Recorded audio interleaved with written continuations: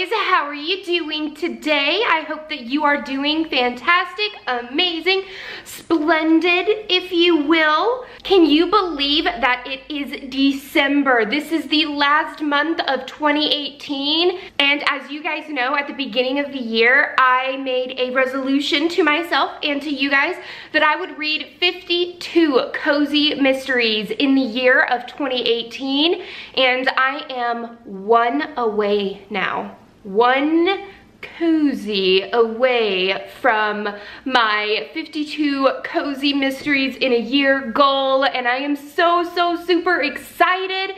It's going to be wonderful. So since it is the beginning of December, that means that I need to, do a wrap up for my reading month of November. Now, in my reading month of November, I said that I was going to read Hank Green's book, an absolutely remarkable thing, Queen of Shadows. I also said that I was going to read Herbs and Homicide, and I think Guilty as Cinnamon. Okay, so guys, I'm really happy when I read any books out of my previous, TBR. So let's get into what I read this month and how well I did when it came to actually doing my TBR. So the very first book that I read was Queen of Shadows by Sarah J. Maas. This is book number 4, I believe, of the Throne of Glass series, and it was a chunker. Like, let me tell you, it's pretty, number 4.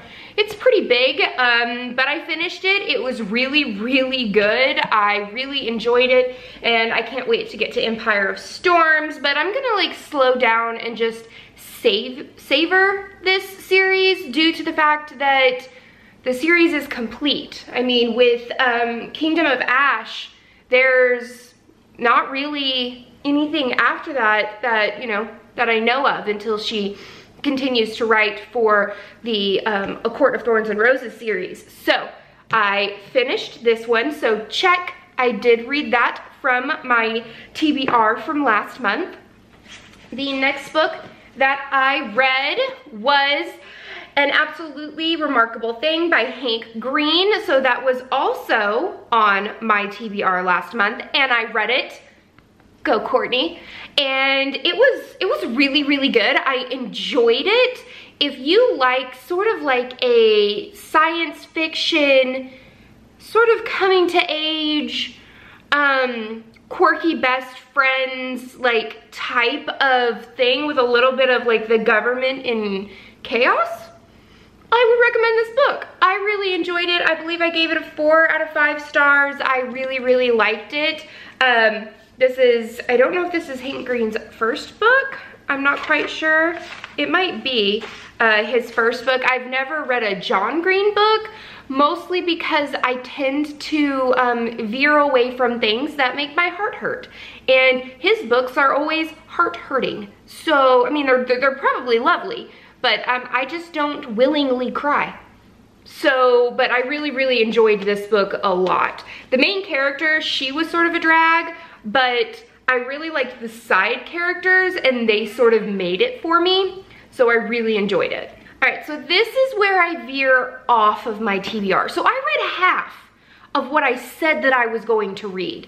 Now granted, I am about 60% into Herbs and Homicide, so I'm almost done. But I haven't finished it yet. It is really good so far. I am really enjoying it. Again, I love how much Astoria goes into detail with the Fae, but it does kind of read like a fantasy world building kind of cozy mystery, because she goes into a little bit of the history of the different types of Fae, and so I am still really enjoying this. I just haven't finished it yet. And I think I read chapter 1 of Guilty as Cinnamon, but then I got sidetracked because I went on Twitter and I asked a whole bunch of you guys if anybody wanted to do a buddy read. And Trisha and a whole bunch of other people, they all said that they would love to do a buddy read. So I got in touch with Trisha and I said, okay, well, what book do you want to read? she was like, well, do you want to read a cozy mystery? Do you want to do this? I was like, well, it doesn't necessarily have to be a cozy mystery. So she talked about the book that she got for the book club book of the month. And it was Leanne Moriarty's, I'm trying to pull up, I'll just pull it up here, 9 Perfect Strangers, and I read it on my Kindle with them, and then we went on Voxer, and we talked about it. That was a crazy intense book. Like, it was extremely intense, and like, I didn't understand, like, there were so many different things that were going on in that book. I couldn't guess what was happening. It was my first Leanne Moriarty book, and I think I gave it a 4 stars, but I would say like 4.5. I wish Goodreads would let you do half marks. So I really, really enjoyed it. The next book that I read was Rest Ye Murdered Gentlemen by Vicki Delaney. This was the Cozy Mystery Book Club Book of the Month, and we did a live stream on my channel, so I'll leave that linked down below, and you can go and see what we thought. I gave it a 3.5 stars.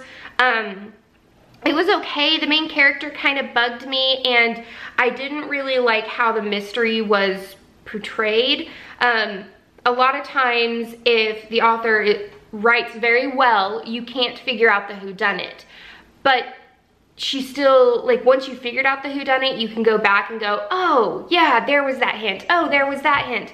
This didn't really have any of that, and it was really, really confusing when the whodunit was finally dropped, and I was like, I didn't even see that coming. And I read a lot of cozy mysteries. I should have seen it coming, but she didn't leave any hints. And it also felt like the main character wasn't actually the sleuth. It was more along the lines that her friends were the sleuths. So it was okay. I really loved the Christmas theme of it though. And then last but certainly not least, I am so excited. I read Violet Tendencies by Kate Dyer-Seely, aka Ellie Alexander, and she was so sweet enough that I got this sent to me as well. It was the second in the Rose City mystery series, and it's all about Britta and her Aunt Aline. They are building a float for the big, huge parade in their city, and it's called the Rose Festival, and there's like boats that are made out of dragons, and like, I could just picture it in my head, and it was absolutely just stunning and beautiful, and it just gave me another reason to go to the West Coast. And not only are they are doing all of the building of the floats and, you know, trying to get their name out there as a business, there's also a group protesting the government and things like that. They're called Dark Fusion, I believe. Yes, Dark Fusion. And they're not all for flower power and how the government is in control of things, and they're very just anti-government. And it seems like the group is starting to get a little bit more violent, and they're trying to, you know, figure out why. And then Britta comes upon the body of the leader of the anti-government group, Dark Fusion, and it's actually a pretty, like, I would say powerful scene when she walks in. Like, I could really, really visualize it. It was a really good book, 5 out of 5 stars for me, as it always is with Kate or Ellie. I just love this series so much. I'm so looking forward to the next one in the Rose City Mystery series. So that is what I read for the month of November. 5 books, not too bad. One more than I had originally told myself, but yes, I only read 2 out of 4 of my TBR, but I still think that that's pretty good. I'm still staying on track better than I was at the beginning of my booktube career and TBRs, so I'm pretty excited about that. What did you read in the month of November? Do you have any that you think that I would absolutely love? If you do, leave them down below. I would love to, you know, add to my ever-growing pile of books on my TBR. That's the end of this chapter of Courtagonist. Please give this video a thumbs up and subscribe if you haven't already. And until next time, guys, happy reading. Bye.